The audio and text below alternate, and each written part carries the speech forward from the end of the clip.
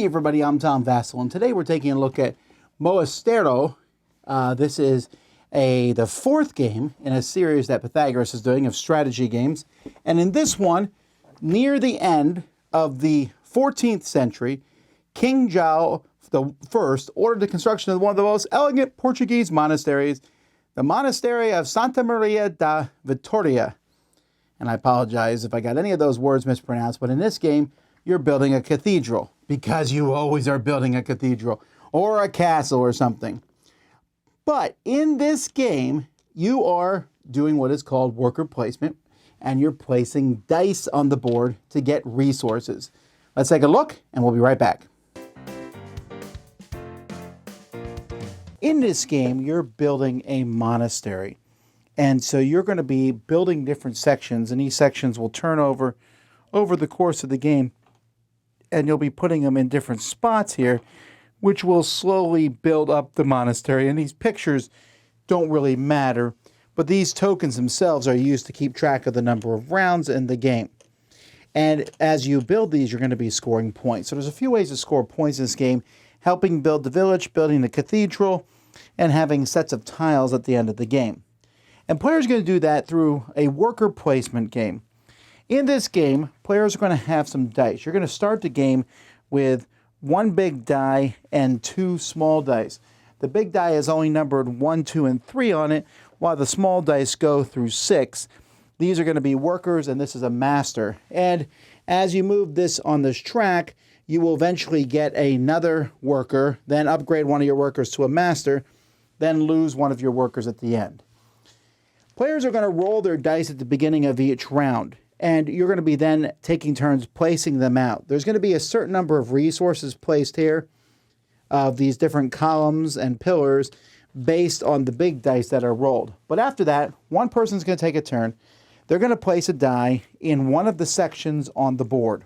Now, when placing dice, if I place the same number or a higher number, I simply place it after the other player. But if I place a lower number, then I place it and push the other ones over. And in fact, if you place a master, you'll push them all over, even if it's the same number. Now, what's going to happen after everyone's placed their dice is you're going to go through each section, and whoever has the lowest number, whoever's farthest to the left, will go first. But the higher pips are going to have better actions. So, for example, up here, this is how you get wood. So let's say these dice were placed here in this spot. You're going to look at the number of pips. So if you're in these two spots, you get 1 wood per pip. So you would get these 2 wood and 2 wood. Here you get 1 wood for every 2 pips. So this person would get 2 wood and this person would get 3 wood. Or you can always spend 2 pips for food, which would move your token down this food track. Now, anytime you want to, when you're spending pips, you can move your marker here to add pips to your die. And this is not when you place it, this is when you go through the dice. So I could have placed this 2 here and then spend 2 to turn it into a 4.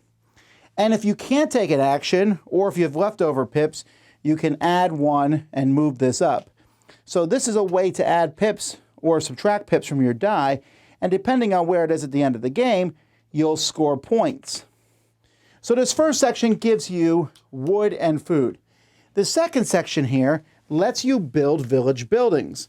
So again, you're going to go by the dice that are here, and then you can take a die that has the pips. So this 2 could take any of these 3, pay the resources.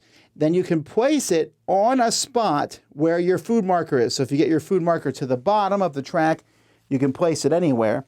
And then you'll get the benefits and or points that are shown there. And this town will be slowly built up, mostly using wood and stone. Going down to this spot, when you have pips here, you are going to spend those pips. And you can see 1 pip per stone, and then 2 for these pieces, and 3 for a column. And these 2 pieces, there's only a limited amount of. Then, coming over here, players are going to be simply taking the tile that's above their die. There are 3 different types of building tiles, having sets of these at the end of the game. will give you bonus points. But also, depending on where you go here, you will get build points on this track. And then going here, this has an interesting thing. You spend pips to take these. So this one I could take for free, but if I take it, you'll notice the next one costs 2 pips. And if that one's taken, then it costs 4 pips to get the one at the top.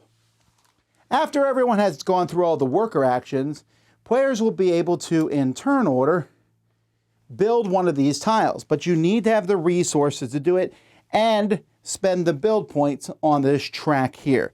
These are worth quite a few victory points. One thing that I left out, because it's pretty important, is that at the very beginning of each round, after players, before players roll the dice, they're going to look at where they are on that pip track that lets you add and subtract the pips, and they're going to take one of these guys. This one gives you an extra movement on that pip track. This one, 3 points. A free rock, a free pillar or other piece, 2 points in the build track, and this guy goes first during the building phase. After that, this will determine player order for placing the dice. So he will go first, he will go last. The only time this guy goes first is when it's time to build these, which can be a big deal. Anyway, you're going to play through 5 rounds of this, and you'll get points at the end of the game for having sets of these tiles. The bigger the set, the more points you get, and whoever has the most points is the winner. Okay, I really like turning these tiles over and building the building. And incidentally, they have 2 whole sets of different tiles, and best I can tell, one of them is just a little easier and cheaper to do to put out the tiles. But when you turn them over and build the building, that's not an important part to this game at all. They get built whether anyone builds them or not. But it's just satisfying to build this monastery, to see that look to it. And that's kind of a cool feature. Unfortunately, the rest of the game, this looks like such a game, a Euro game from 15 years ago. And there's a lot of component issues I have with it. Like these round tokens are too big to fit on most of the tracks. Why? The dice are fine, although incidentally, we were playing half the game before we realized these big dice only had 1 to 3. We kept saying, man, everyone's rolling low. No, we were rolling well. But the wood and the stone, these are, and the columns and everything else, all the different pieces here, the columns and the lintels, they all are pretty generic pieces. And that doesn't look great, but that's fine. But the problem is that on the stuff themselves, so when you look at this, for example, see the 2 wood and the column and the lintel, that doesn't look like this, especially the stone. This stone looks like a cube, but they actually show on here stone. So I would have rather they just showed generic shapes on these tokens for the things you need to spend, or upgraded the pieces here. You might say not a big deal, but when it comes to the columns and the lintels, I think they look fairly different. I just think the game could have taken a nice look, a better look to it. But that being said, it's a really intriguing game.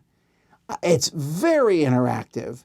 The dice placement idea is really cool. The idea is, what you really want is you want to put a 6 down and have no one else go to that spot, so that you get to go first and get to spend all those pips.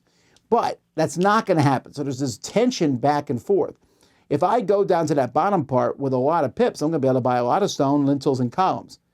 But the lintels and columns may not be there anymore. I go to the top, I get a better rate for wood if I'm first. But if I put a bigger number, I'm probably not first. And I go to the second spot where the village, and I can build cooler things, but I might not be able to build them before someone else does. And then moving up and down the track to add or subtract to the pips, I like all of that.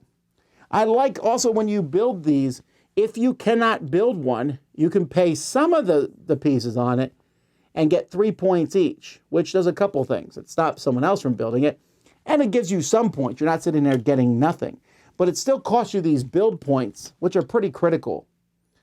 I'll tell you, folks, one of the hardest decisions you will find in the game is at the beginning of the game picking one of these 6 characters to use.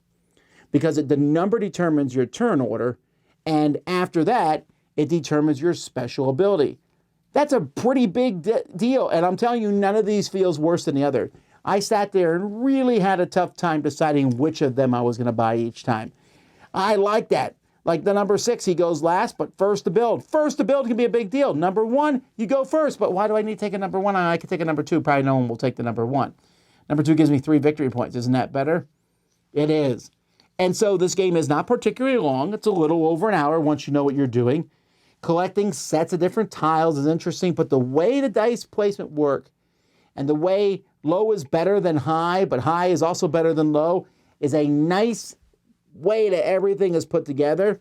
And it's challenging because you are really messing with each other in not a direct confrontational way, but in how you play stuff out on the board. Really cool little game. I wish the components looked nicer. I wish the whole thing had a better presentation to it. But it's, I built a lot of monasteries and castles in my day in board games. And this is one of the more interesting ones. I give it a 7 out of 10. So I'm Tom Vasel. You're watching the Dice Tower. We'll see y'all next time.